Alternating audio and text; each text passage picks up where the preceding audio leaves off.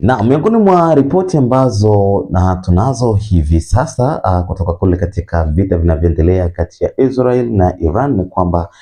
jeshi la Iran asubuhi ya leo mapema kabisa wameweza kutuma tena makombora mengine, kwa maana wameishambulia tena Israeli, ikiwa ni mwendelezo wa mashambulizi hayo ya 9 katika mashambulizi ambayo wamekuwa wakiyafanya tangu kuanza kwa vita hivi. Kumbuka kwamba jeshi la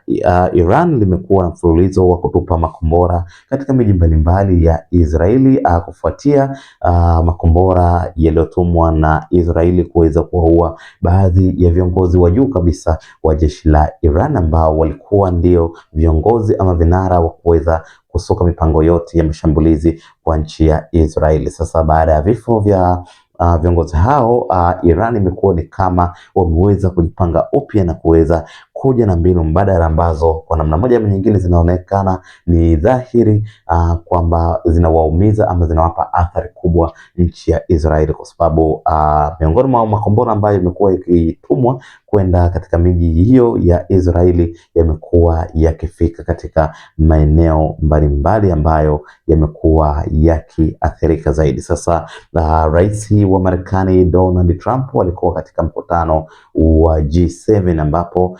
imemlazimu aweze kukatisha mkutano huo na kuweza kurudi Washington kwa ajili ya kuweza kuendeleza juhudi za kuleta amani katika mgogoro huo na kuwaweka chini viongozi wa Israeli pamoja na Iran ili kuweza kupata upatanisho wa amani kabisa na kusitisha vita hiyo ambayo inazidi kuchukua sura mpya na kuzidi kupamba moto kila siku. Sasa Donald Trump ameweza kukatisha mkutano huo ambapo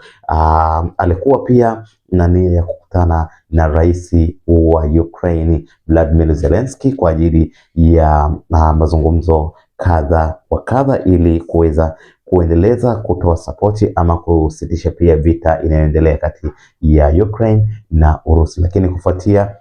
mashambulizi hayo ambayo Iran wameweza kuyafanya dhidi ya Israeli,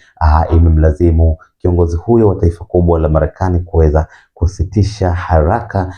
kuendelea kuhudhuria mkutano huu wa G7 na badala yake kurudi Washington kwa ajili ya kuendeleza mapambano ya kuania kuleta suluhu miongoni mwa mataifa hayo mawili ambayo kwa sasa yamekuwa yakishambuliana kwa makombora makali zaidi. Asubuhi ya leo wana Iran wameweza kutumia yale mabomu yake ya ballistic kuweza kuishambulia tena Israeli, ambapo inaarifiwa kwamba makombora hayo yamekuwa si mengi kama yale yaliyopita. Kwa hiyo ni makombora machache ambayo yametumwa, lakini hata hivyo yameweza kuathiri kwa uchache sana katika miji ambayo ilifanikiwa kutua, kwa sababu tunaarifiwa kwamba vyombo ama rada za kutegua mabomu na kuweza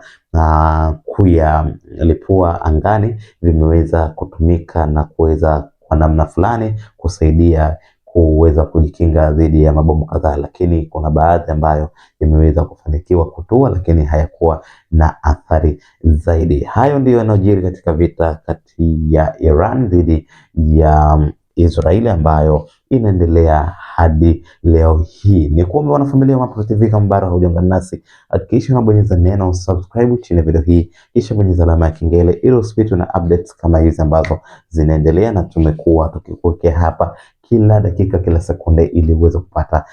kile kinachojiri duniani kote. Hii ni Mapro TV. Usahau kusubscribe, usahau kudrop comment kwenye comment section, lakini pia kushare video zetu na kulike. Asante na kwaheri.